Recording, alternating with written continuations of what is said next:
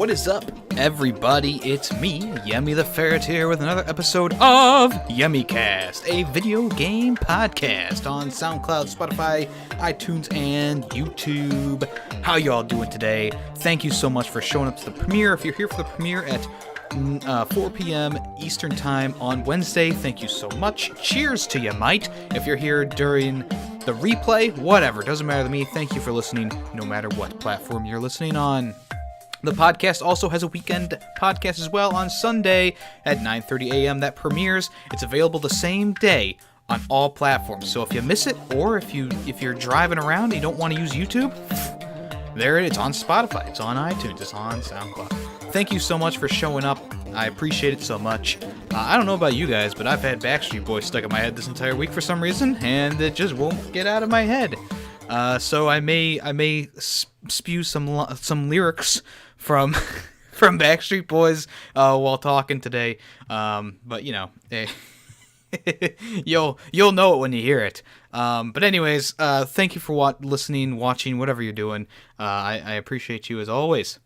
I'm just gonna jump right into things today. I'm just gonna dive right in. We're gonna take our bottle of water and pour it on the floor and dive into that puddle, possibly break our neck, need the hospital, call the ambulance, because we're just going to jump right in because we have a good amount of things to talk about today. The first thing being something that was sent to me from one of my friends, Depraved Slasher, aka Slash and Dash. He sent me this article about a pro Fortnite player who is a part of the FaZe clan. He is suing his own team. So if you don't know what FaZe is, it's an esports team, and there's a good bunch of esports teams. They're mostly memed now, but these people play video games professionally, and this person is a pro Fortnite player. And there is a lawsuit that has been filed for him by lawyers on behalf of this player, who is named Tfue.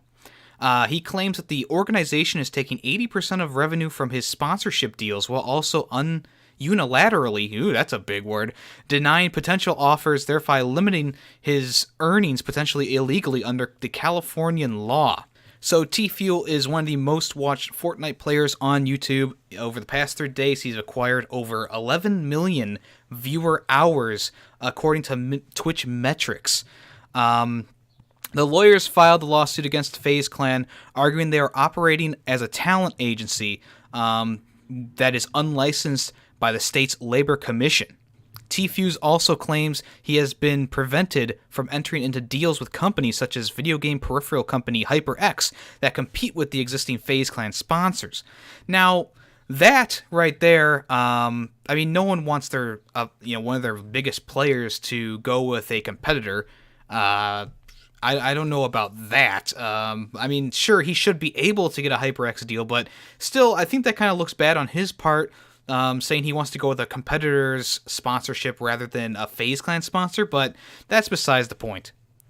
The point of bringing this case was to make sure that the gamers and streamers and esports people are protected in all forms in terms of how they're living, with what their obligations are under contract, and who is representing them, which is one of the attorneys said on a phone interview. FaZe Clan has responded, issuing a statement on Twitter saying that they have not taken any of Tfue's tournament winnings, social media revenue, or anything else from Tfue's.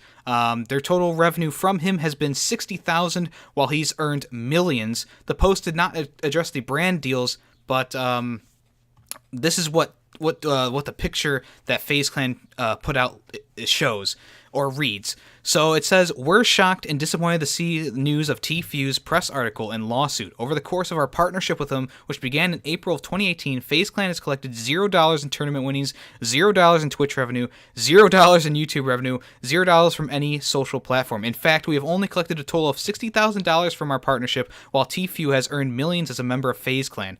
While contracts are different with each player, all of them, including Tfue's, have a maximum of 20% to FaZe Clan in both tournament winnings as well as content revenue, with 80% to the player. In Turner's case, neither of those has been collected by FaZe Clan."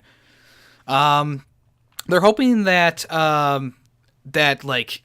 the actual forms that he signed will show that all you gotta do is show the contract in court, and that's it. And that'll be it. So both sides are like, yeah, the papers will do it justice. The FaZe Clan hasn't interviewed with anyone yet. They just put out this statement and left it alone. And also the lawsuit was addressed by FaZe Banks, and he was the one who actually recruited Tfue to FaZe Clan in 2018. And he shows a graph on his Twitters from both his YouTube and Twitch channels following the mark of his relationship with them. And you can see that Tfue's channel blew up in April through June. It just kind of blew up and went overboard. News of the legal complaint resonated on social media as well, getting some people like Ninja and TSM Myth to, dispute the claim on Twitter. So this lawsuit could bring some changes to how Twitch and YouTube streamers are regulated under the California Talent Agency Act, and this could have some ramifications for the esport teams and community. Now, we'll see what the courts say. Personally, other than the fact that he claimed that he wasn't able to take a competitive sponsor, I think this might be a sound argument for him. But of course, we'll have to, I'm sure the contracts will be brought out in court, et cetera, et cetera. For the most part, I don't really have an opinion on this because, of course, I don't really follow these things. But what do you guys think? Is the esports community taking money away from their streamers and content creators?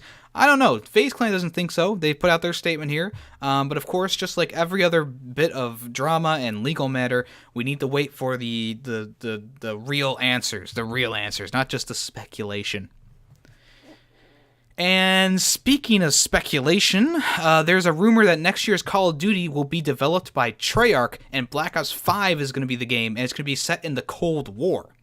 So as a report came out saying that next year's Call of Duty is going to feature a single-player campaign and be taking place during the Cold War, Raven and Sledgehammer, who are the other two people or companies that develop Call of Duty games since like Black Ops 2, there's been some tension between them after numerous arguments have led to fallouts in between the two developers and the people of the development teams, and the two developers are now going to be serving as support teams for Treyarch. So something big happened within these development teams to make them collapse and fold in and become part of Treyarch essentially.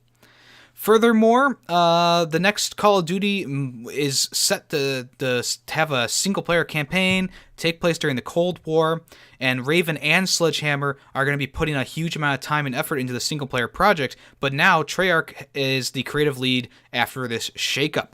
It's a pretty drastic change for the franchise. Like I said, since Black Ops 2, there's been this 3-year development cycle, and, I mean, it's been working for them so far. I think that the problem with this, though, is since games are being created at 3-year intervals, if people don't like, let's say they don't like the jetpacks from Advanced Warfare, well, Black Ops 3 already has it integrated. Well, Infinite Warfare already has it integrated. So what are they going to do? They have to kind of keep going with their games.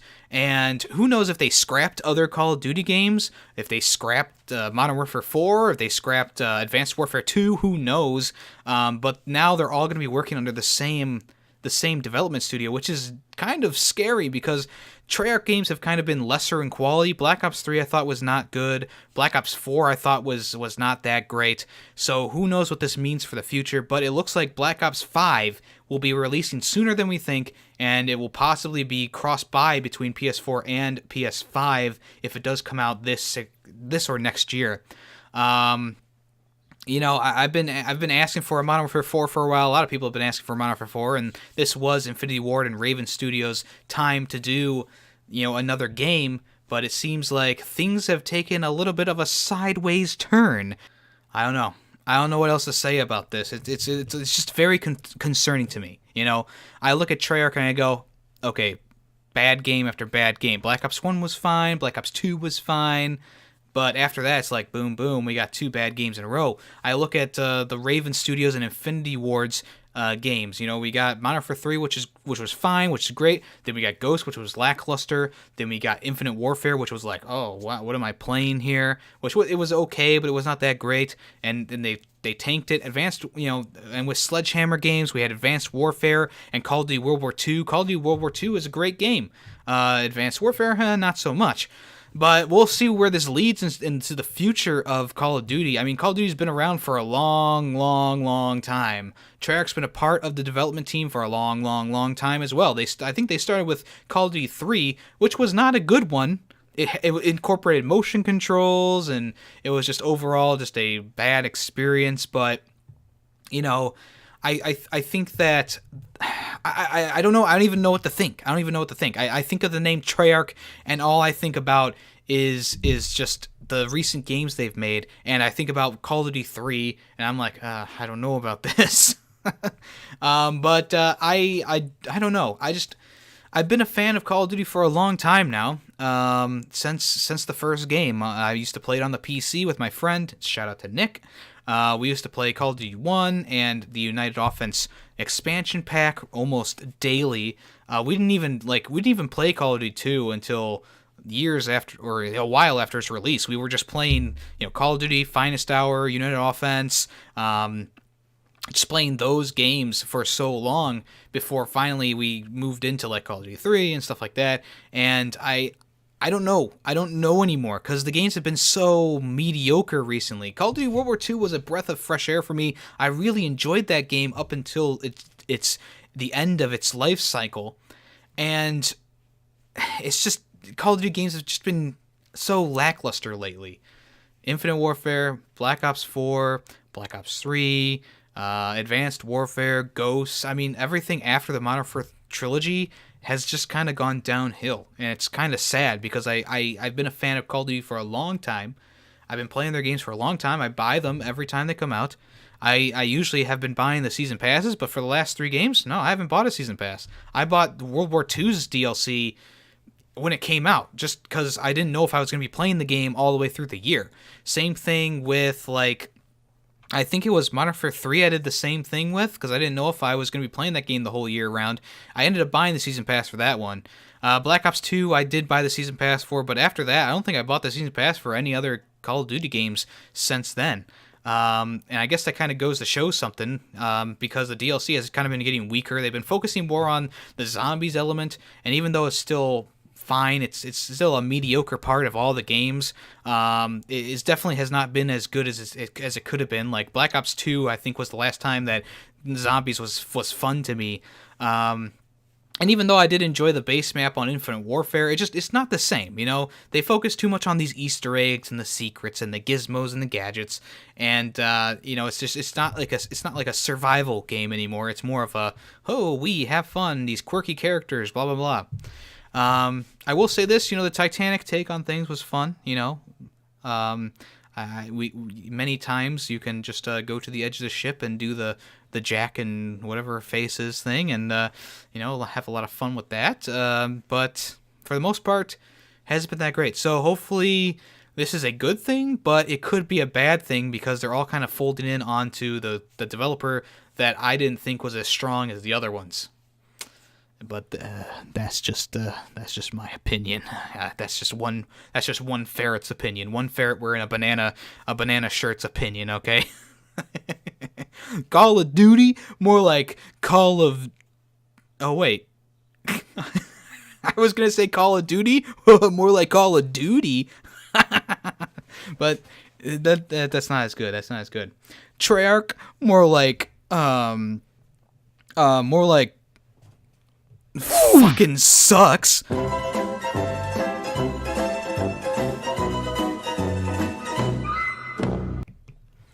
Alright, let's move on from that. Hey, cool news for people who like video game movies.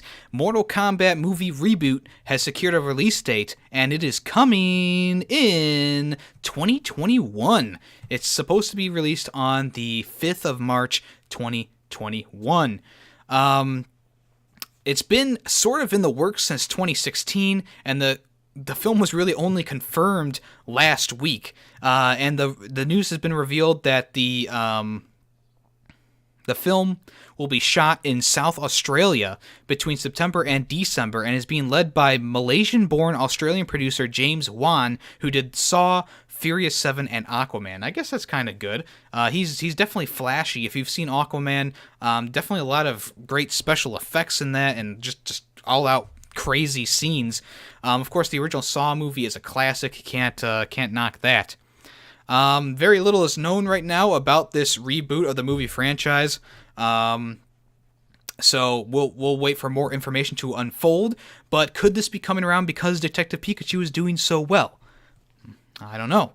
The original Mortal Kombat film came out in 1995, which it's a good movie. I mean, it's not horrible. I really enjoyed it myself, but the one after that was the one that really shit the bed on that one. So, Mortal Kombat movie is confirmed. It's a reboot of the movie series, so we'll see how that goes. I saw Detective Pikachu over the weekend. I thought it was a great little experience. People have been saying it's like a kid movie, but I felt like there's a lot of adult themes and things that happened in it. I'm not going to spoil anything. I'll probably talk about it more either on the weekend or the next week podcast. But I just I enjoyed the movie for what it was. There was only a few different moments where the CGI was just like kind of off-putting. For the rest of the movie, I thought it was done really, really well. There was that thing where it's like, oh, if you're gonna use a gun in Act 3, show it in Act 1 just because it's a continuity. They kind of did that, and I saw what was gonna happen at the end coming, but I didn't know the end. I just knew there was something at the end with a character that was gonna happen because they showed something off and they said something about it when the main character looked at it, and you know that it's going to be used in the future by the evil dude. That's all I'm saying about that. I don't know. Everyone, if you haven't seen Detective Pikachu, you should probably go see it. It's actually a good video game movie, probably the best one since Doom, and I really enjoyed Doom. It had Dwayne "The Rock" Johnson in it. How can you not like it? But the Detective Pikachu is definitely more kid-friendly, of course, but I did feel like there was still some adult themes, some adult jokes in there. Not all of them landed with me, of course, but I did find a few scenes in the movie pretty funny, and I would see it again. Maybe not in theaters, but I'll definitely, possibly buy the movie version, or if it comes out on Netflix or something like that, I'll definitely check it out there again, because I did enjoy myself. It does incorporate some of the new characters. There's a lot of the original Pokemon characters, but there's some newer ones in there. Like there was not Mankey, it was the purple monkey, whatever the purple monkey's name is. I don't even know the new characters. I know the original 152 plus a few odds and end ones from games that I've played over the years. Maybe when the new Pokemon comes out, I'll buy that and I'll learn the new Pokemon. For now, we just I don't really know the new Pokemon, but I recognized a lot of them. And I felt like it was very much just not really fan service. Well, probably fan service would be the key there. There were definitely some parallels between like the original Pokemon movie and this one that I saw. But overall, I enjoyed it. I'd probably give it like a high 7, maybe an 8 if I was so pleased. But yeah. I would recommend it to people who like Pokemon and people who maybe want to watch a Pokemon movie. All right, next up is there's been a rating for Luigi's Mansion 3, and this is in Korea. So in Korea, the ratings board has rated Luigi's Mansion 3, and the release date has been said to be out in summer.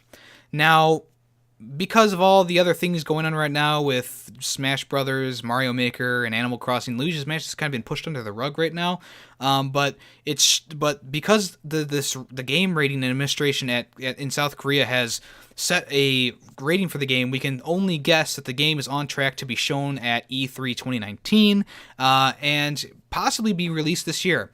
In February, a UK retailer listed Luigi's Mansion 3 for a July release, which was kind of interesting. Definitely, it would come out after Mario Maker 2, but it would clash with the Fire Emblem series. But of course, I think Fire Emblem has less people invested into the series here in America as opposed to people in Japan and those areas.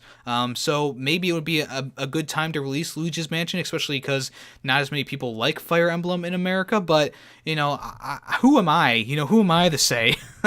But for now, just know that Luigi's Mansion 3 might possibly be getting a full name reveal and more gameplay reveal at E3, and possibly this year a release date.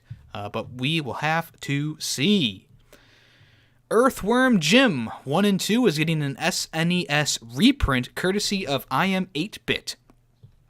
The beloved 16-bit platformer EarthWorm Jim is getting back together for a sequel, and Intellivision Amco has confirmed that there is still an audience for the EarthWorm Jim and all of his antics. If you really want to relive this character's 90s heyday, I Am 8-Bit opens up pre-orders on the 21st of May, which is yesterday, Tuesday, at 6 p.m. for the UK, and it's going to be a limited run of the original 2 NES games. One of them is pink, and one of them has a cow-like pattern on it. And each cartridge has EarthWorm Jim 1 and 2 on them. This is gonna set you back $134.99, and it's gonna be shipping in November. There is a limited of 2,000 cartridges, and they all, I believe, come with a packaging and also like a little fold-out mat printout and stuff like that. Yeah, if you want to get pink or cow print, they're each going to cost you $134. They don't come in a bundle. So that's pretty cool for people who like EarthWorm Jim. Me personally, I don't think I've ever played an EarthWorm Jim game. That wasn't my generation, and of course, I think the series was over with by the time the N64 came around. So, if you're looking for a cool collectible, this might be something you want to look at. If you're a real big fan of EarthWorm Jim, completely playable cartridges for an old SNES. How can you miss out on this opportunity? All right, so Reggie's chair. There was this is a big story, everyone. This is a big story. Reggie's chair has finally gotten to his home, and he set it up. 23,000 fans petitioned to get Reggie a new chair, and the chair company has sent him his chair, and he set it up. He posted a picture of it. He says, "It's here. Thank you, Herman Miller." And that is it. That is all we know so far of this chair. But it's arrived, so everyone can wipe their brows, and they can all applaud, because you know what? His chair's there. He has a nice chair in his office. Stinking Nintendo wouldn't give him a better chair. He deserves a PewDiePie chair. So this is an interesting one. Geodude has been appointed as the tourism ambassador in Japan. Ooh. Out of all the Pokemon, why is it Geodude? Well, it's Geodude because the area is Iwate Kanji, and that translates to rock and hand. So Geodude, his hands are rocks. He's a big rock. I think this is perfect for the ambassador role. Japan's Iwate Prefecture recently teamed up with the Pokemon Company to make Geodude the official tourism ambassador for this area. When you go to take pictures with him, he has the PNG background stuff for his legs, but his whole body is, of course, Geodude. I'll be posting a picture of that. And also, when Huffington Post in Japan asked about the design choice, a representative from the Pokemon Company said that they wanted Geodude to have the appropriate form and needed to ensure everyone has a pleasant encounter with the mascot. Like all other good ambassadors, Geodude has now an official theme song, and you can listen to it on the Pokemon YouTube channel for Japan. This is actually kind of cool. Geodude has been a character since the original 152 Pokemon. I never really used him myself. He's a rock-type Pokemon. He's just a ball. He evolves into Graveler, which is a pretty cool Pokemon, but I think this is cool. It has meaning to it, and Pokemon is a huge part of Japanese culture, so why not? I mean, America, we could have McDonald's be the ambassador, just have Ronald McDonald go out there shaking hands, hello, sir. Although McDonald's is kind of global now, so I guess, well, I don't know. They're still an American company. Is this joke going too far? I think so. Oh, you stink! All right, the award-winning Brothers: A Tale of Two Sons is coming to the Switch with an exclusive co-op mode. So it has been confirmed that Brothers: A Tale of Two Sons has been confirmed for the Nintendo Switch, and you won't have to wait long to enjoy it either, because the game comes out later this month on the 28th of May. It's going to be $15, and anyone who pre-orders the game from the eShop is going to get a 10% discount. On the Switch, the all-new co-op mode will be available. This mode will let you team up with a friend to explore the heartfelt story together. Whichever mode you choose, expect to find pretty locations, emotional sequences, blah, blah, blah, blah, blah, blah, blah, blah, blah. The Switch version will also come with exclusive bonus content, including a behind-the-scenes commentary from director Youssef Fares and a concept art gallery. So this is great for people who have Switches, people who are fans of Brothers, A Tale of Two Sons. You might want to pick this up on the Switch. It sounds like it comes with a lot of extra content. Co-op mode, commentary, concept art. Who can't? Who would miss this? Who would miss out on this? I don't know. So Resident Evil 4 has officially launched on the Switch, and some people are complaining that there are no motion controls that made the Wii edition of the game stand out from all the others. Resident Evil 4 on the Switch came out, I believe it was last weekend, or last week, and the one thing that people are wanting in this one is some motion support. If you buy the Wii game version of this game, it does have motion support with the Wii controller and the nunchuck, and people were hoping that they would do kind of the same thing for this, but really it's just another HD port like the PS4 or the Xbox One version. No attempt has been made to factor in motion controls, so maybe it'll come in an update later. Probably not, though. I feel like they of course, won't put it in, but Capcom could patch in motion controls, but, you know, whatever. Do they really need to put in motion controls? I mean, I don't think so. I mean, the Switch really isn't that, like, besides from playing, like, 1-2 Switch with, which no one should talk about, and also, like, Mario Party and stuff like that, there's really no need for motion controls on the Switch right now.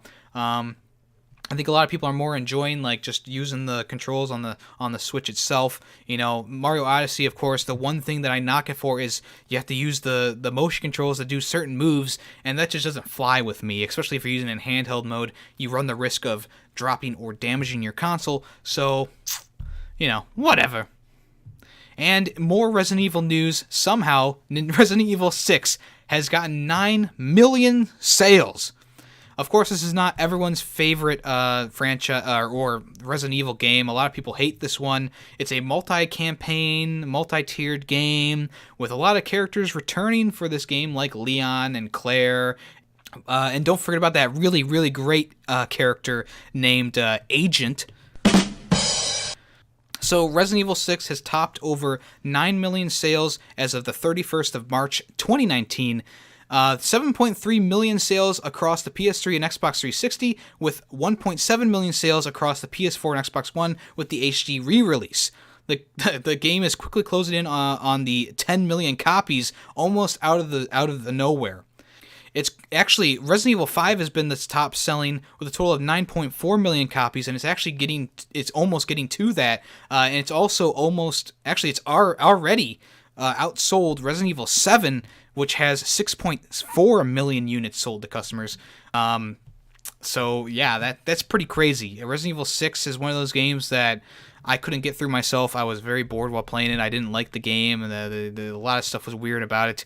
I guess people are going back and playing it because maybe Resident Evil 7 they liked it, or maybe because of these re-releases of 4 and 5, they just go, might as well play 6. I don't know. Why, have you played Resident Evil 6 recently? I have, and I did not have a good time. In better news, God of War on the PS4 has passed 10 million sales. So before Marvel's Spider-Man came along, God of War held the fastest-selling first-party title in the company's history, selling 5 million copies in the first month on the market. Now, it's officially been stated that God of War has sold over 10 million units, joining Uncharted 4, The Last of Us Remastered, as PS4's best-selling exclusive games. A few months ago, it was reported that the Spider-Man game sold over 9 million copies, so we can only imagine that is going to meet the requirements as well. Have you guys seen the new PS4 game boxes that are red and say, best-selling game or something like that? I just think that's so ugly, and I thought it was ugly back in the PS3 era as well. Just put out if it's a re-release or whatever, just don't worry about it. Don't worry about it. We don't need different colored boxes on my freaking shelf. I'm a little fickle about that. I don't like my pickles out of order. Okay. Anyways, Sony has reconfirmed PS5 features with an official graphic on their webpage. So we haven't actually seen the PS5 yet, but we do know a little bit about it. Back in April, Sony came out and outlined a number of key features, and now they put out a little graph on their website to show, exactly what they've said and, what they haven't spoken about yet. So this little picture, it'll be up in the corner for the podcast watchers. What they've said so far for the next generation console, there's going to be an all-new CPU, GPU,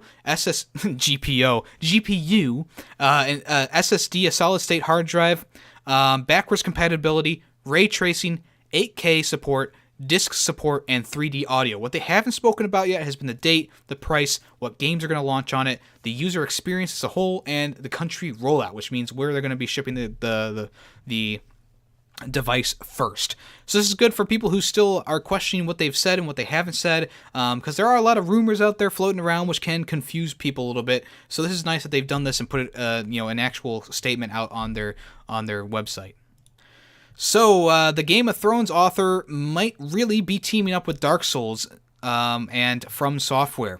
The title will be called Great Rune, and if the report is true, it's going to be based on Norse mythology, and it's going to be announced at the Microsoft E3 2019 conference, and it will be published by Bandai Namco.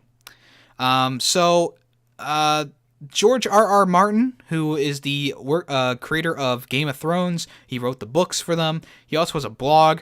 He actually wrote a blog post saying that I've consulted with a video game out of Japan. So there might be confirmation for some From Software right there. It seems like all things lead to George R.R. Martin maybe writing a story for this new From Software game. If you haven't played Sekiro: Shadows Die Twice, it definitely is more story heavy. Definitely more story than like Bloodborne or Dark Souls. Those games have stories, but they're a little bit more hidden behind things. Whereas Sekiro, things seem to be out front, waiting for you. Things have meaning. Enemies and stuff have more meaning out front in the open than that. So maybe From Software is going towards a more traditional story approach with their games from now on. And I think getting George R.R. Martin on a Viking game or a Norse game would be pretty cool. So Sony has established a new unit to adapt games for film and TV, and it was inspired by Marvel Studios. So they named it PlayStation Productions, and it will be led by Assad Quizzlebash, and it will be overseen worldwide by studio chairman Sean Layden. And they already have started work on the first slate of projects. The idea is to take a platform holder's library of over 100 intellectual properties and bring them to both small and big screens. Quizzlebash has said in a statement, instead of licensing our IP out to studios, we felt a better approach was for us to develop and produce them ourselves. One, because we're more familiar, but also because we know what the PlayStation community loves. If you remember, there was a movie that came out or was coming out I don't know if it was coming out or has come out called, I don't remember what it was called, but it was definitely looked a lot like The Last of Us, especially the cover and stuff like that. I think I covered it in one of the first podcasts. So I think this is how they're going to be kind of negating all of that. They're going to be creating their own movies, and they'll be officially licensed and stuff like that. While he admits that it's a lofty goal, Layden added that the new unit is looking to Marvel Studios for inspiration. We looked at what Marvel has done in taking the world of comic books and making it into a bigger thing in film. It would be a lofty goal to say we're following in their footsteps, but certainly we're taking inspiration from that.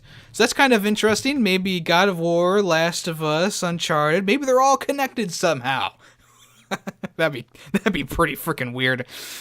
He also added that the projects will complement their interactive counterparts. When fans beat a 50 to 40 hour game and have to wait 3 to 4 years for a sequel, we want to give them places they can go and still have more of that experience and see the characters they love evolve in different ways. Apparently the company is in no rush to push content out, so it'll be taking its time to find the right actors, directors, and screenwriters. Alright, so maybe this means that the long overdue Uncharted movie will finally come out. Who knows? We will have to wait and see. Boy, the motto of the podcast gets used more and more. THQ Nordic has teased 2 new game announcements for E3 2019. Invitations are starting to go out for press conferences at E3, asking them to come along to the appointments where they can get their hands on time with the upcoming games. Publisher THQ THQ Nordic is doing exactly that, and in turn has revealed that they will be announcing 2 new games at the show. The first game is unannounced game number 1. They're booking. Oh, Jesus Christ. They're booking for an unannounced title that you will absolutely want to see. They can't reveal what the title's name is, but it's been a long-awaited return of a galactically beloved game franchise. There is a hands-off demo available, no direct feed recording, no off-screen camera recording, B-roll unedited gameplay footage will be supplied. Then the second game they're booking for this is a new IP. It's a new version of a beloved game franchise. So it's not a new IP, but it is a new game in the franchise. Everyone is going, is this a new Time Splitters game? Is this a remaster of the original Time Splitters game? Maybe Time Splitters 1 and 2, a combo pack. I want to know, because Time Splitters 2 was one of those games that me and my friend played a lot. Nick, shout out to Nick again. We played that a lot. It was one of our favorite games growing up. You could make your own levels. You could go through the campaign. There was a multiplayer mode. There was a challenges mode. I think that porting that or remastering that for the newer generation could be a bit tricky because the controls are very old school in that one. If you played with a PS2 with Time Splitters 2, it definitely was glidey controls, stuff like that. It controlled kind of like a Doom game, but dang, if one of these isn't Time Splitters, I'm going to be really disappointed because I love Time Splitters. Time Splitters is a great game, and I think that it would be cool to either see a remaster or a new game in the series. Time Splitters 3. Coming soon? We'll see. There it is again. So a drunken post by Ubisoft lead has prompted the publisher to explain that Splintercell is not coming out anytime soon.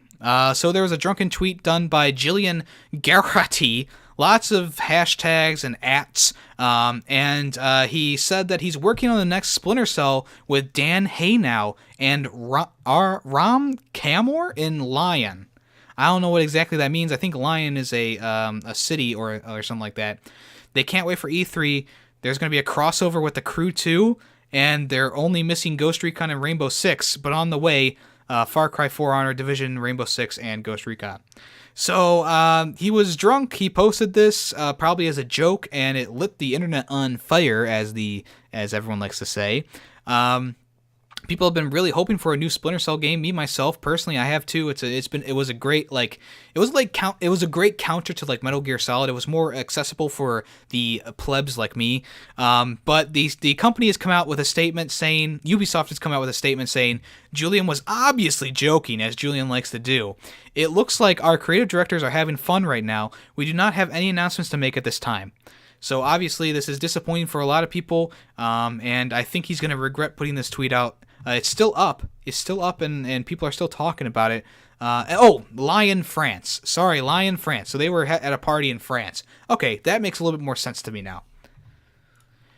And finally for today, probably one of the most depressing news for me personally is Skull and Bones has been delayed, and it's not going to be at E3 this year. There has been no new launch window announced. So Skull and Bones was scheduled to come onto the PS4 and Xbox and PC this year. It's been a long time in development, this online pirate ship simulator that is being developed by the same people who made the Black Flag Assassin's Creed game, all the ship stuff in that one. There's really no reason given for the delay, but it's safe to assume that the scope of the title has changed. Maybe they're changing something about it. Maybe online all the time was not meshing well with fans. Me personally, I was like, yeah, that's kind of weird online all the time, but it could be cool to, play with your friends and you each have a pirate ship and you attack other pirate ships or AI or something like that.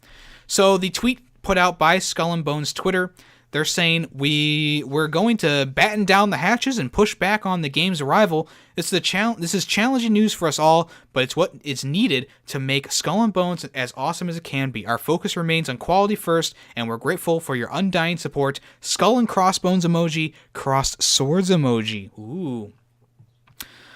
So this isn't the first delay for the Skull and Bones game. It was originally due in 2018 after being revealed at E3 2017 and was later pushed to 2019. It's not currently a part of Ubisoft's plans for the current fiscal year, meaning that it may not set sail until spring of 2020 or later. really disappointing for me personally. I've been looking forward to this game since it was announced at E3 2017. I love the ship battling in Assassin's Creed 4. That's what made the game so good, because it doesn't have a good story. It doesn't have good missions. It doesn't have good free running. It has okay combat. It's very basic combat, just block and attack and kick. But the ship battling was great. And Assassin's Creed Rogue really built upon the ship battling, but unfortunately, it seems like we're going to be missing out on more things. There's also a video supplied with it, just showing the development team working on drawings and stuff like that. So yeah, I guess we'll have to play Sea of Thieves while we're waiting for this. Still no cover art, still no release date. All we know is the title, the publisher, the developer, and what genre it is. Wow, amazing. Okay. I think that just about does it for this episode of YemmyCast, a video game podcast. Remember, you can catch it on Wednesdays and Tuesdays for the premiere, or on the same days. It goes out on Spotify, iTunes, and SoundCloud as well. If you're here for the premiere, thank you so much for showing up. It's been a real pleasure. If you are not here for the premiere, I don't care. Thank you for listening anyways. It's always a good time. It's always a good time here at the YemmyCast. Even though sometimes we talk about some more disappointing things, I think as a whole, we have a lot of fun here. Maybe not enough fun to tweet out stupid things like, I'm working on Splintercell right now, LOL, but, whatever. We'll forgive him for that, right? He was partying, he was drinking, he was in France, he was probably eating too many baguettes. Whatever.